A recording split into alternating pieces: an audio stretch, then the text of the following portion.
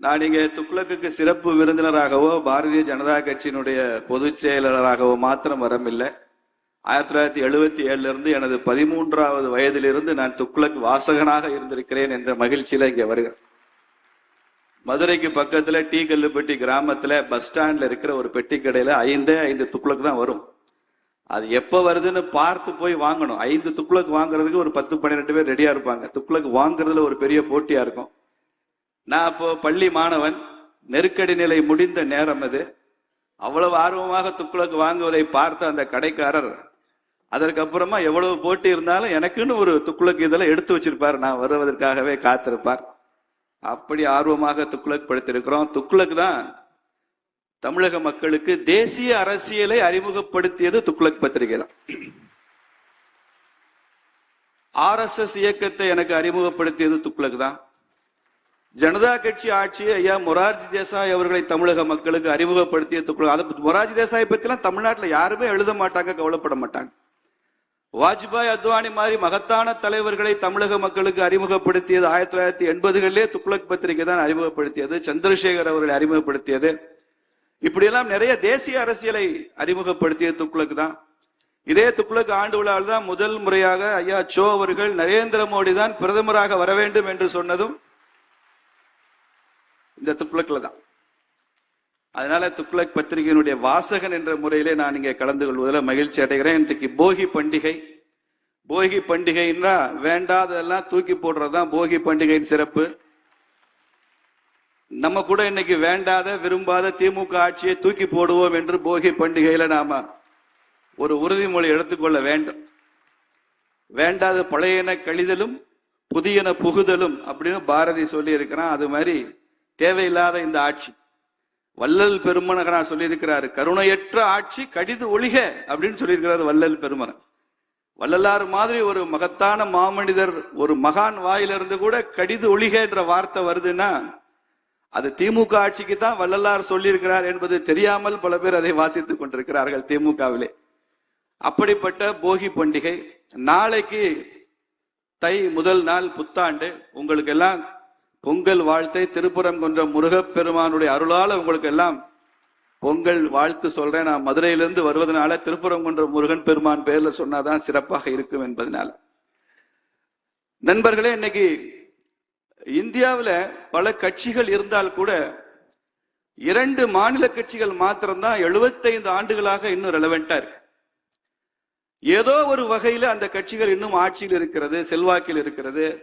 அவர்கள் ஒரு narrative set பண்ண முடியுது. அவங்களால மக்கள் மனதில் தாக்கத்தை உருவாக்க முடிகிறது என்றால், ஒன்று காஷ்மீர்ல இருக்கிற தேசிய மாநாட்டு கட்சி 75 வருஷமா இருக்கு, சுதந்திரம் அடைஞ்ச காலத்துல இருந்து. இன்னொன்று தமிழ்நாட்டில் திராவிட முன்னேற்ற கழகம்.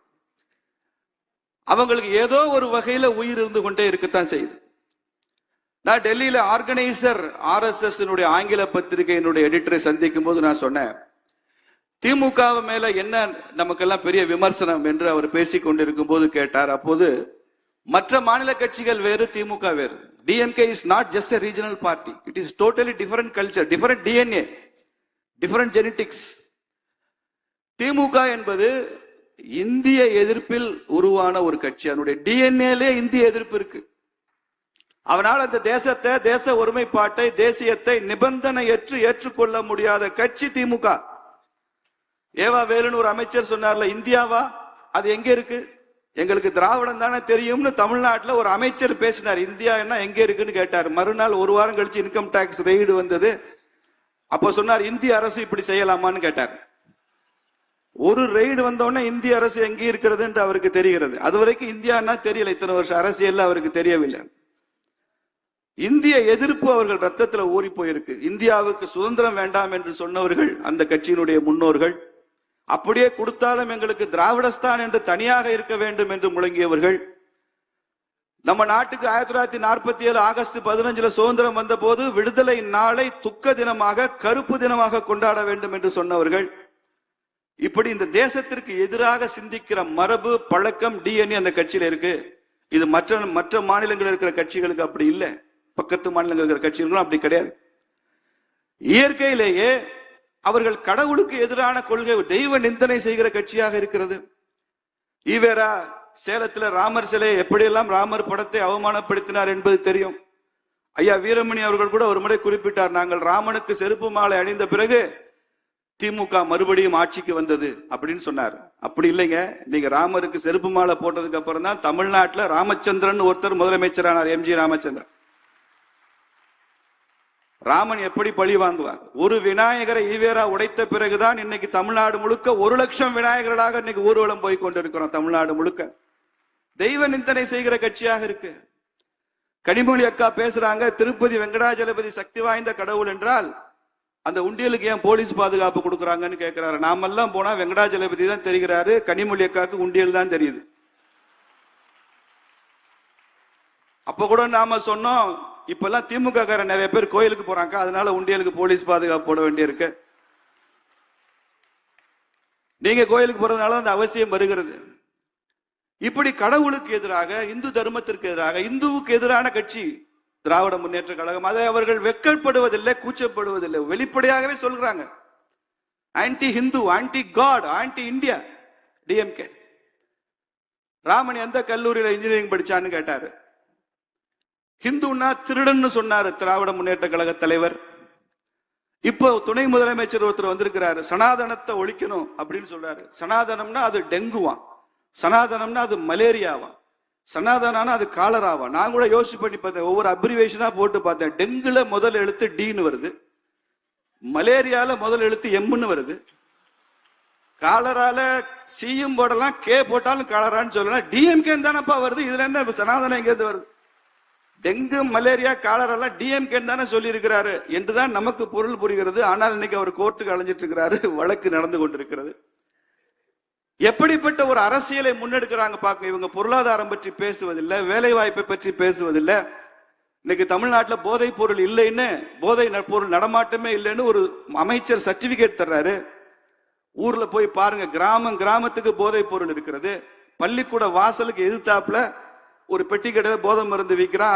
அதை அந்த போதை மருந்தை உட்கொண்டு விட்டு அன்னைக்கு மாணவர்கள் பள்ளிக்கூடத்துக்கு வர்றான், ஆசிரியர்கள் அச்சப்படுறாங்க. பெண்களுக்கு பாதுகாப்பு இல்லை. பல்கலைக்கழக வளாகத்திலேயே பெண்கள் மீதான பாலியல் துன்புறுத்தல் நடக்கிறது. எப்படிப்பட்ட இன்னைக்கு இந்தியாவிலேயே அதிகமான குடிகாரர்களை கொண்ட மாநிலம் தமிழ்நாடு, நம்பர் 1. இன்னைக்கு இந்தியாவிலே அதிகமாக கடன் பெற்ற மாநிலம் தமிழ்நாடு, நம்பர் 1. ஒரு டாக்டர் சொல்றாரு, இந்தியாவில் அதிகமாக மனநோய் மருந்துகள், சைக்காட்ரிக் ட்ரக்ஸ் விற்கிற ஸ்டேட் தமிழ்நாடு தான்றார். எத்தனை பேர் இன்னும் கொஞ்ச நாள்ல பைத்தியமா அலைய போறான்னு தெரியல. எங்க ஊர் இன்னும் ஸ்பெஷல், மதுரை. இந்தியாவிலேயே குப்பை நகரம் மதுரை. அதுக்கு ஒரு எம்பி சு வெங்கடேசன், அவர் ட்விட்டர் போட்டுட்டே, ட்விட்டர் எக்ஸ்தலத்துல பதிவு பண்ணிட்டே இருப்பாரு நரேந்திர மோடி அவர்களை பற்றி. அப்போ எப்படிப்பட்ட ஒரு ஆட்சியாக இருந்த திமுக எப்படி மாறி இருக்கிறது பாருங்க. இன்னைக்கு தமிழகம் எப்படி மாற்றி இருக்கிறது திமுகன்னு பாருங்க. ஒரு காலத்துல பெருந்தலைவர் காமராஜரும் மூதறிஞர் ராஜாஜியும் எம்ஜிஆர் அவர்களும் ஜெயலலிதா அம்மையார் மாதிரி ஒரு தலைமையோடு ஆளுமையோடு ஆட்சி நடத்தின காலத்தை மாறி இன்னைக்கு கருணாநிதி, ஸ்டாலின், அதுக்கு அடுத்த முதலமைச்சரும் தயாராக இருக்கிற நிலைமை உருவாயிருக்கிறது என்றால் இந்த அவலத்தை எங்கே சொல்ல? உதயநிதி சொல்றாரு சமஸ்கிருதம் செத்த மொழி, அந்த மொழிக்கு மோடி நிறைய நிதி ஒதுக்குகிறார். ஏன் சமஸ்கிருதத்துக்கு நிறைய நிதி ஒதுக்குறாங்க, தமிழுக்கு ஒதுக்கவில்லையா என்பதை பற்றி எல்லாம் என்னை விட விவரம் தெரிந்த மாண்புமிகு மத்திய அமைச்சர் தர்மேந்திர பிரதான் அவர்கள் இங்க அதிகமா சொல்லுவார். அப்படிலாம் எந்த பாரபட்சமும் இல்லை என்பதை அவர் எடுத்து சொல்லுவார். சமஸ்கிருதம் செத்த மொழியா என்று கேட்கிறார். எப்படி அது செத்த மொழியா இருக்கும்? குரலோவியம்னு ஒரு புத்தகம் எழுதினாருங்க கருணாநிதி. அந்த குரலோவியம் புத்தகத்தை கியாபே விஸ்வநாதம் அவருடைய உறவினரை அழைத்து, அவர் ஒரு சமஸ்கிருத அறிஞர் அழைத்து, இந்த குரலோவியத்தை நீ சமஸ்கிருதத்துல மொழிபெயர்த்து கொடுன்னு சொல்லி அந்த புத்தகத்துக்கு முன்னுரையும் கலைஞரே எழுதியிருக்கிறார். செத்த மொழியில ஏன் புத்தகம் வர வேண்டும் என்று உங்க தாத்தா விரும்பினார்னு கேட்டோம். இதுவரைக்கும் உதயநிதி பதில் இல்லை. உதயநிதி என்ற பெயர் இருக்கும் வரை சமஸ்கிருதம் எப்படி செத்த மொழியா இருக்க முடியும்பா? உதயநிதி என்ற பெயரே சமஸ்கிருதம் தானேன்னு சொன்னோம். உங்க தாத்தா சமஸ்கிருதம் தான், கருணாநிதி பேரு சமஸ்கிருதம் தான், உங்க பாட்டி தயாளம்மா பேரு சமஸ்கிருதம் தான், உங்க அம்மா துர்கான்னு பேரு வச்சிருக்காங்க, அது சமஸ்கிருதம் தான். உங்க கட்சிக்கு உதயசூரியன் சின்ன வச்சிருக்கீங்களே தம்பி, இந்த உதயசூரியன் பேரு சமஸ்கிருதம் தான். எங்க இயக்கம் சுயமரியாதை இயக்கம்னு சொல்றீங்களே, சுயமரியாதையும் சமஸ்கிருதம் தான் சொல்றோம். அவங்களுக்கு எல்லாவற்றையும் ஒழித்து விடுவது இது என்ன பழக்கம்னு தெரியல. மற்ற மாநிலங்களை பற்றி குறைத்து ஒரு திமுக எம்பி நாடாளுமன்ற அவையில பேசுறாரு. மத்திய பிரதேசம், உத்தரப்பிரதேசம், ராஜஸ்தான் இந்த மாதிரி மாநிலங்கள் எல்லாம் குறிப்பிட்டு இதெல்லாம் கோமுத்ரா ஸ்டேட்ஸ் அப்படிங்கிறார். கவ் யூரின் ஸ்டேட்ஸ். என்ன திமிரு கொழுப்பு, என்ன திமிரு திமுக. இதுவரைக்கும் திமுக அந்த அமைச்சரை அந்த எம்பியை கண்டிச்சிருக்காங்களா, நடவடிக்கை எடுத்திருக்காங்களா? இதான் நீங்க கேட்கிற மாநில சுயாட்சியா? ஜிஎஸ்டி மீட்டிங்ல போய் பிடிஆர் பழனிவேல் தியாகராஜன் பினான்ஸ் மினிஸ்டரா இருக்கிறப்போ ஜிஎஸ்டி மீட்டிங்ல சொல்றாரு தமிழ்நாட்டுக்கு ஒரு ஓட்டு கோவாவுக்கும் ஒரு ஓட்டான்னு கேட்கிறார். இதுதான் மாநில சுயாட்சியா? மாநிலங்களுடைய சைஸை வச்சுக்கிட்டு அதை முடிவு செய்வீங்களா? எல்லா வகையிலும் இந்த நாட்டினுடைய ஒருமைப்பாட்டுக்கு எதிரான கட்சி. ஹிந்திக்கு எதிர் புரியுது, மும்மொழி கொள்கை வேண்டாம், 2 மொழி கொள்கை.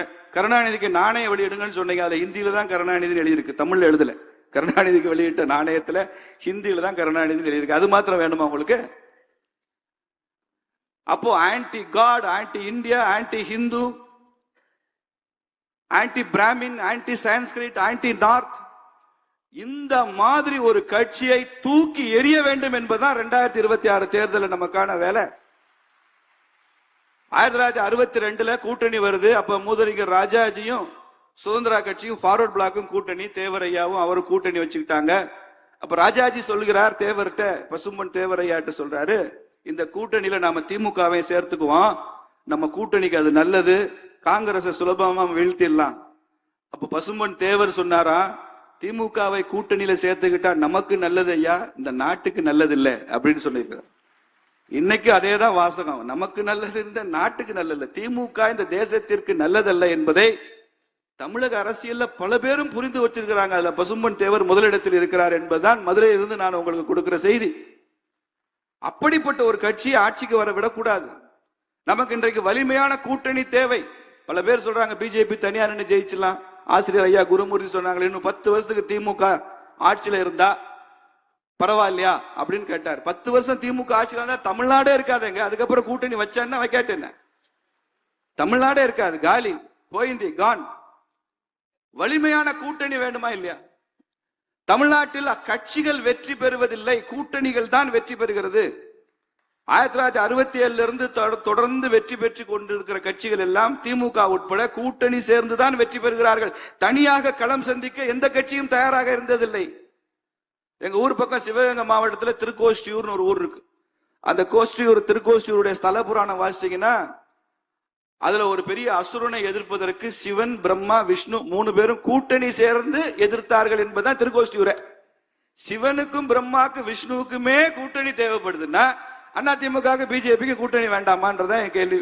ஒரு அசுரனை எதிர்க்கிறதுக்கே கூட்டணி வேண்டுது, திமுக மாதிரி அசுரனை எதிர்க்கிறதுக்கு எத்தனை கூட்டணி வேணும்? கண்ண பரமாத்மா என்ன சாதாரண ஆளா? பூதகின்ற அரக்கியை கொல்ல தெரிந்த கண்ணனுக்கு, கோவர்த்தனகிரி மலையை எடுக்க தெரிந்த, கையில தூக்க தெரிந்த கண்ணனுக்கு, அவங்க அம்மா வெண்ணப்பானையில வச்சிருந்த, உரிப்பானையில வச்சிருந்த வெண்ணெய் எடுக்க தெரியாதா என்ன கண்ணனுக்கு? கண்ணன் என்ன பண்றாரு? 4-5 பேரை கூப்பிடுறாரு, கூட்டணி சேர்க்கிறாரு.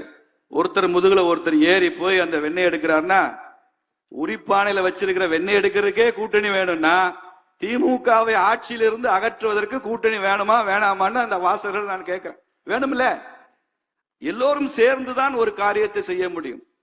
பிக்ஸ் யுவர் எனிமி ஃபர்ஸ்ட்ங்கிறதா அரசியலினுடைய பாலபாடம். Fix your enemy first. இன்னைக்கு தமிழகத்தின் எதிரி, இந்தியாவின் எதிரி, இந்துக்களின் எதிரி திமுக தான். அந்த எதிரியை அகற்றுவதா 2026 நமக்கு வேலை. அதுதான் திருப்பரங்குன்றம் நமக்கு சொல்கிற செய்தி. திருப்பரங்குன்றம் மலையில என்ன பிரச்சனை? மலை உச்சியில ஒரு தீபத்தூண் இருக்குங்க. அந்த மலையவே சிக்கந்தர் மலைன்னு சொல்றான். எப்படி சிக்கந்தர் மலை? 2000 ஆண்டுகளுக்கு முன்னால் பாடின திருமுருகாற்றுப்படையில நக்கீரன் சொல்றான், இந்த மலை உனக்கு சொந்தம்டான்னு பாடப்பட்ட திருமுருகாற்றுப்படை 6 படை வீடுகளில் முதல் படை வீடு திருப்பரங்குன்றம். அங்க எப்படி சிக்கந்தர் வந்தாரு? மார்க்சிஸ்ட் கட்சியினுடைய மாநில செயலாளர் சொல்றாரு அது சிக்கந்தர் மலைன்னு. தேர்தலில் பாடம் புகட்டுவார்கள் இந்துக்கள் என்று அந்த கட்சிகளுக்கு நான் எச்சரிக்கிறேன். எப்படி சிக்கந்தர் மலையா இருக்க முடியாது? முருகனுக்கு சொந்தம். அங்க இருக்கிற தர்கா, அங்க இருக்கிற படிக்கட்டுகள், அங்க இருக்கிற நெல்லித்தோப்பு என்ற பகுதி, இது மாத்திரம்தான் அந்த ஜமாத்துக்கு சொந்தம், தர்காவுக்கு சொந்தம். மத்த எல்லாம் கோவிலுக்கு சொந்தம்னு 1920 தீர்ப்பு இருக்கு, 1931 தீர்ப்பு இருக்கு, பிரிவி கவுன்சில் ஜட்ஜ்மெண்ட் இருக்கு, 1994 நீதியரசர் கனகராஜ் தீர்ப்பு இருக்கு, இப்ப 2025 நீதியரசர் சுவாமிநாதனுடைய தீர்ப்பு இருக்கு. மேல்முறையீட்டிலும் 2 அமர்வுகள், 2 நீதிபதிகள் கொண்ட அமர்வுல தீர்ப்பு இருக்கு. எதையும் நான் மதிக்க மாட்டேன், அங்க இருக்கிறது சர்வே கல்லு அப்படின்னு ஒருத்தர் பேசுறாங்கன்னா என்ன உச்சபட்ச அராஜகம் இது! இந்துக்களுக்கு நேருகிற வஞ்சனை இல்லையா? துரோகம் இல்லையா? அநீதி இல்லையா? அத்துணையும் மீறி திருப்பரங்குன்றத்தில் அடுத்த கார்த்திகைக்கு தீபம் ஏற்றப்படும். திருப்பரங்குன்றம் தீபம் ஏற்றப்படும். இந்த ஆட்சியில ஏன் முடியவில்லை என்றால், தீர்ப்பு வந்தும் கூட முருகன் தீர்ப்பு வேற மாதிரி இருக்குன்னு நினைக்கிறேன். திமுக ஆட்சியில் தனக்கு தீபம் வருவதை முருகனே விரும்பாத காரணத்தினால்தான் இது நடக்கவில்லை நினைக்கிறேன். அடுத்த ஆட்சியில பாரதிய ஜனதா கட்சியினுடைய ஆதரவுல நடக்கிற ஆட்சியில, அங்கம் வகிக்கும் ஆட்சியில தீபம் ஏற்றப்படத்தான் போகிறது. முருகன் நமக்கு ஆசீர்வாதம் கொடுக்கத்தான் போறார். இல்லைன்னா இந்துக்களுக்கு இங்க வாழ முடியாத சூழ்நிலை உருவாகிடும். இன்னைக்கு தேவை ஒரு வலிமையான ஹிந்து எழுச்சி நமக்கு தேவை. இந்த தேர்தல் ஹிந்துவாக வாழ்கிறோம், ஹிந்துவாக விரதம் இருக்கிறோம், ஹிந்துவா பாத யாத்திரை போறோம், ஹிந்துவா ஆலய வழிபாடு செய்கிறோம். இதெல்லாம் எவ்வளவு முக்கியமோ அதற்கு சற்றும் குறையாத முக்கியம் ஹிந்துவாக நீங்கள் வாக்களிக்க வேண்டும் என்பது அதை விட அதிக முக்கியம். ஹிந்துவாக வாழ்வோம், இந்துவாக வாக்களிப்போம் என்பதையும் இந்த தேர்தல் நாம காமிக்கணும். ஒரு ஒன்றுபட்ட ஹிந்து வாக்கு வங்கியை நாம் உருவாக்கி 26 தேர்தலில் திமுகவை வீட்டுக்கு அனுப்புவோம். ஆட்சியிலும் அரசியலிலும் திமுகவை அகற்றுவதுதான். காங்கிரஸ் முக்த் பாரத் அமித்ஷா அவர்கள் சொன்ன மாதிரி திமுக முக்த் தமிழ்நாடு என்று ஒன்றை உருவாக்குவதுதான் நமது இலக்காக இருக்கணும். பாரத் மாதா கி ஜெய். வெற்றிவேல் முருகனுக்கு.